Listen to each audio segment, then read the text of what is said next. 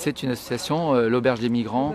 J'avoue que je ne sais pas quand est-ce qu'elle a été créée, il y a 5 ou 6 ans. Moi j'y suis depuis le mois de janvier. Donc on est une quarantaine de bénévoles qui travaillons pour préparer les repas et aussi pour trouver, quand c'est nécessaire, des tentes, des couvertures, des chaussures, des vêtements. Voilà. J'ai vu que vous avez distribué contre ticket en fait des couvertures et effectivement des sacs poubelles aussi. Alors en fait, je suis passé ce matin à un secours catholique qui est très actif et qui m'a donné effectivement des tentes et des couvertures. Le problème particulier qu'on a depuis 2-3 jours, c'est qu'il y a un certain nombre de personnes, en majorité éthiopiennes, qui ont été chassées de la jungle avec lesquelles elles cohabitaient avec des Érythréens et ont dû se réinstaller dans ce bois, donc en laissant derrière elles, leurs affaires. Donc on a dû, depuis 2-3 jours, fournir à peu près une trentaine de tentes et à peu près 200 couvertures. Mais effectivement, les tickets, c'est parce qu'il y a plus de demandes que d'offres. Donc on a circulé à 3 personnes dans la jungle, on a essayé de repérer les besoins et à partir de là, on a distribué des tickets. Alors qu'est-ce que vous appelez la jungle? Alors les jungles, c'est le nom qui est donné depuis des années à des espaces occupés légalement ou illégalement par des migrants. Ils y installent leurs tentes quand ils en ont, ou sinon des installations de fortune, des tentes faites avec des abris faits avec de la bâche, des palettes, des choses comme ça. Et en fait, au départ, c'est parce que c'est dans des bois, mais en réalité, c'est pas toujours dans les bois. Vous avez la jungle, ce qu'on appelle la jungle Tioxide, c'est un terrain de foot entouré maintenant de tentes. Les tentes, c'est vous qui les fournissez toutes ou certains migrants arrivent avec leur propre matériel en fait? Alors non, les migrants arrivent en général avec un petit sac à dos, avec rien pour ainsi dire, et des tenues d'ailleurs estivales, même encore ces dernières semaines. Non, le Secours catholique fournit des tentes, Emmaüs, également Médecins du Monde de temps en temps, et des particuliers nous contactent pour nous en donner également. C'est pareil pour les couvertures et les vêtements. Vous disiez tout à l'heure que les Éthiopiennes sont parties, il y a des bagarres entre les Il y a 4 ou 5 jours, un conflit a éclaté sur une jungle où coexistaient donc des Soudanais, des Érythréens et des Éthiopiens. Je ne connais pas exactement le point de départ. Le fond du décor, c'est beaucoup de stress et des conditions de vie extrêmement difficiles. L'étincelle, probablement un conflit quelconque généré aussi par l'alcool, parce qu'il y a quelques personnes qui boivent de l'alcool, et une bagarre a éclaté. Et les Éthiopiens étant en minorité, ils ont apparemment été chassés de cette jungle et ils ont dû se réinstaller dans le bois en face. Donc voilà, c'est un problème particulier. Quelle est la majorité des ethnies représentées dans la jungle? Alors ils ont tendance à se regrouper par communauté, par nationalité. Donc vous avez des jungles à dominante afghane, d'autres soudanaises, d'autres érythréennes. Quelques-unes sont quand même partagées. Et quelle est la probabilité pour qu'ils réussissent à partir en Angleterre, justement, parce que c'est leur point de chute, a priori? C'est difficile à dire parce que nous, il y a des gens qu'on connaît et d'un coup on ne voit plus. Alors quelquefois on nous dit oui, ils ont réussi à passer. Quelquefois ils sont peut-être partis à Paris, à Bruxelles.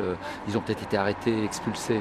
Encore qu'il y a des réseaux qui s'occupent de ça et qui essaient de suivre de près les tentatives d'expulsion du gouvernement français. C'est difficile à dire. Il est possible que certaines nuits personne ne passe et certaines nuits 20 ou 30 personnes passent. Je dirais moi peut-être une dizaine tous les jours, mais j'en suis même pas sûr. Et si j'en étais sûr, je ne vous l'affirmerai pas. Et je ne pourrais même pas vous dire pourquoi et dans quelles circonstances ils arrivent à passer. Question de chance, je ne sais pas trop. Principalement de nuit, pas de jour? Non, depuis maintenant 2 mois, vous avez des migrants qui essaient de rentrer dans les camions, y compris le jour. Effectivement, avant, c'était plutôt la nuit. Parce que tout à l'heure, on est passé sur le port des ferries, là, et effectivement, il y a des cars de CRS qui regardent certains camions.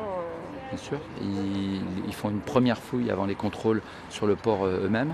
Vous avez peut-être vu des migrants aussi. On en a vu quelques-uns qui marchaient sur le long des voies, en fait. Oui, ils marchent, ils attendent des opportunités. Et les opportunités, quelquefois, c'est un ralentissement lié à un accident, lié à une surcharge des contrôles sur le port ou un problème sur un bateau. Donc, ils attendent des opportunités ici et ailleurs. Sur des parkings en amont. Certains parkings sont contrôlés par des passeurs, paraît-il, d'autres ne le sont pas. La situation, les tentatives de passage se font sur des endroits assez divers en fait. Pas seulement sur le port. On se rend compte qu'ici, en fait, c'est tout autour du port que sont les camps et installés les migrants. Il y en a aussi qui sont un peu plus près du tunnel sous la Manche. Près de Coquel, là. Voilà, et de l'entrée, si vous voulez, du tunnel, soit l'entrée routière pour les camions et les voitures, soit même la voie de chemin de fer qui rentre dans le tunnel. Donc il y a des jungles aussi par là. avec des gens qui tentent plutôt de ce côté-là plutôt que du côté du port. Ils ont plus de chance, vous pensez ou J'en sais rien. Je sais pas. Et peut-être si je le savais, je vous le dirais pas. Mais honnêtement, j'en sais rien. Et cette association, vous y êtes rentré comment? Moi, je suis jeune retraité, j'habite près de Calais, je me sens sensibilisé à ça. À partir du moment où j'ai eu du temps, je me suis investi et c'est l'Auberge des Migrants qui m'a accueilli le plus rapidement. Donc voilà, je travaille avec l'Auberge des Migrants. Plusieurs associations. Oui, pour les repas, vous avez Salam qui fait 5 repas sur 7 et l'Auberge qui fait 2 repas sur 7 dans la semaine. Vous avez le Secours catholique très actif. Emmaüs a mobilisé son réseau aussi pour amener des vêtements, des tentes, des couvertures en lien avec le Secours catholique la plupart du temps. Vous avez une petite association qui s'appelle le Réveil Voyageur qui vient donner des petits déjeuners directement à proximité des jungles. Et vous avez aussi pas mal il y a des médecins du monde également qui donnent un coup de main. Et vous avez aussi des particuliers qui viennent ici ou là, ils croisent des migrants, ils leur donnent un peu à manger, ils leur donnent des vêtements. Voilà, ça arrive assez souvent. Il y a une grande mobilisation au niveau de la ville de Calais en fait pour aider ces migrants. Les Calaisiens sont très divisés. Vous avez des Calaisiens qui sont exaspérés par la présence des migrants pour des bonnes ou des mauvaises raisons. Beaucoup ont peur, ils ont tort, et ce ne sont pas des gens dangereux.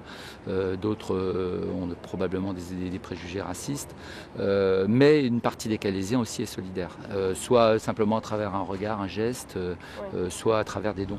Vous estimez à combien à peu près la présence des migrants là actuellement sur Calais? Nous, on continue à dire qu'ils sont autour de 1500. On trouve un peu excessif ces chiffres qui circulent de 1000-3000. Leur population avait beaucoup augmenté jusqu'à fin août. Il nous semble, nous, qu'elle est stabilisée maintenant. C'est-à-dire qu'il y a des nouveaux arrivants, mais qui sont compensés par des départs, soit des traversées réussies, soit des départs pour d'autres, des tentatives ailleurs, Dunkerque, en Normandie ou ailleurs. Et est-ce qu'il y a beaucoup de gens qui décèdent en fait? Alors là, en une semaine, dans certains camps. Alors, en une semaine, il y a eu 3 décès ou pratiquement, parce qu'il y a une personne encore entre la vie et la mort, je crois. Là, on a eu 3 accidents en une semaine. C'est la seule cause de mortalité. Les autorités sanitaires prennent en charge les gens qui sont très malades.